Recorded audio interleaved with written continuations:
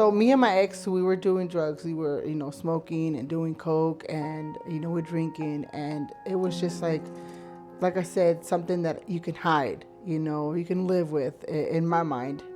And we, even after our children, we were still doing those things on a regular, and not daily, but it was on a regular.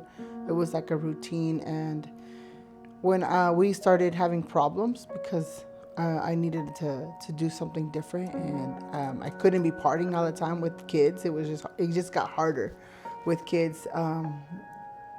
It was a lot of fighting, and I didn't want to fight in front of the kids.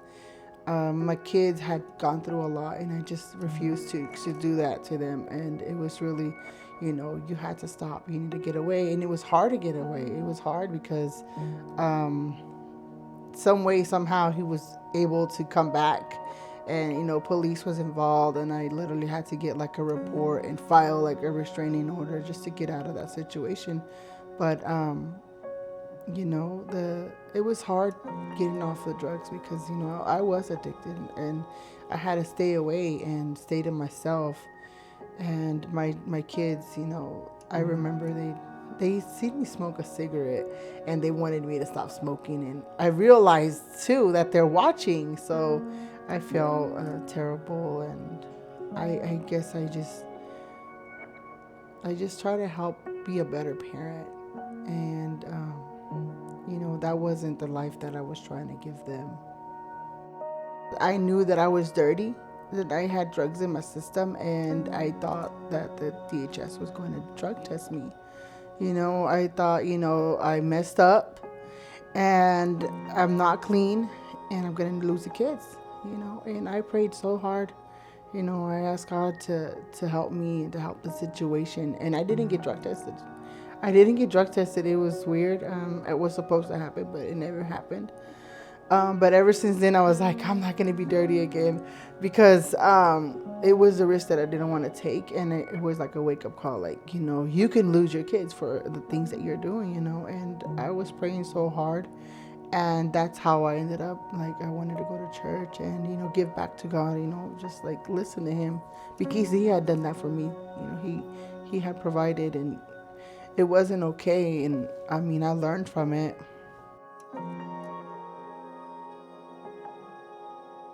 When I was being, struggling with my separation and losing my kids, and just like, I was afraid of that, Now here I was with these kids, and they had just came out of the system not long, and here I am messing it up for them in a broken home as well.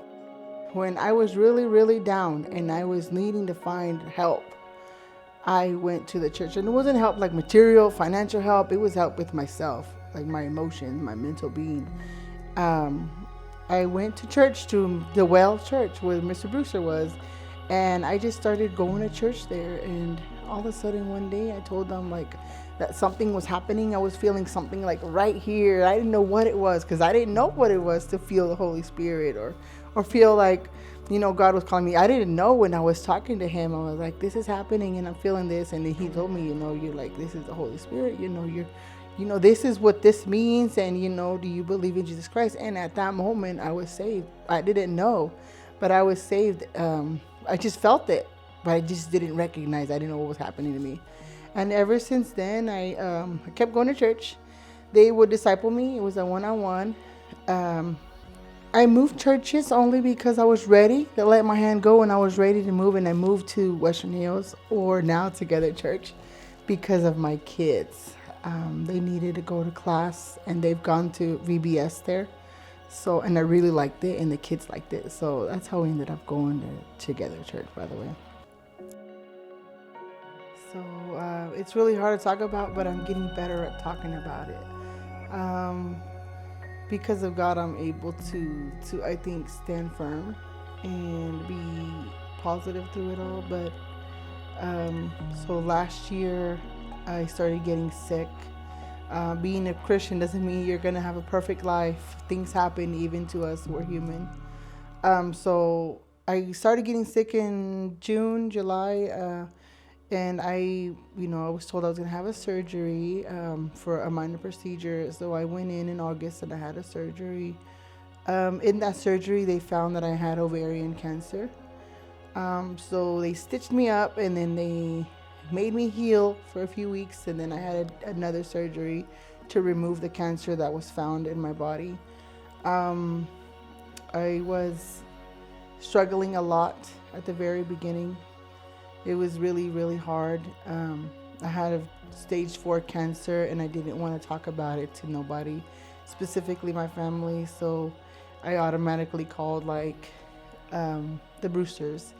And, he's been somebody who led me to Christ, and I trusted him that he was just going to share life with me, and I could be able to come out of that, because I was crying hysterically and I could not calm down. And he was just like, "What are you afraid of?" And then I started thinking, like, "Wow, yeah, what am I afraid of?" And then, he just started asking me questions, and I started calming down. And then it was hard. It was hard. I couldn't share with my family because I didn't want to be hard on them. Um, I was angry with God at first. I was just angry because I was going through it. And I tried my best to be obedient and do the right thing. And I was angry. And I remember Lauren told me, just remember, he didn't do this to you, but he's going to walk you through it. And that stuck with me, during the process. I was like, yeah, God didn't do this to me. Christy Brewster took me to Branson, Missouri, where we seen Jesus at the Sight and Sound Theater. And it was a really good experience, and I actually needed to hear and see the gospel. It was a good thing, and I needed it just to hear from God at that moment. And I was broken. I was disappointed. I was hurt with him specifically. So I did, and we had a good time. I enjoyed, the message. And then the next day, I was telling a few people about Teresa, somebody I met at a spa, and she was sharing about her diagnosis and how she had conquered, and she had, basically beat cancer. And at that very moment, I felt like God was, reminding me who he was, and that I was going to pull through, and I was going to beat cancer. And she wasn't the only person that I had met. The spa owner was actually a cancer survivor as well.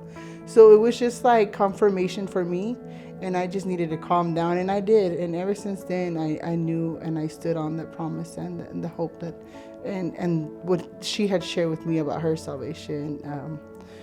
And she was also a believer. So I knew right away that I was going to be okay.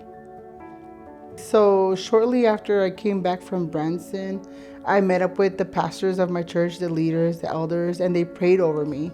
And they asked me, "How do you want us to pray over you?" And I told them that my healing, because I already knew, and God had already told me that I was going to be healed, and I was going to stand on that. And ever since then, I stood on that. No, I stuck with no. And sometimes when doubt was trying to set in, I remind myself, no, he's already told me that I was going to, be healed from this. And I knew, and I stood on that. And I went to my doctor March 29th, and she told me that my results were good and that I was in remission. So I am in remission as of March 29th. Cancer free, and nothing was visible in my scans or any of that stuff.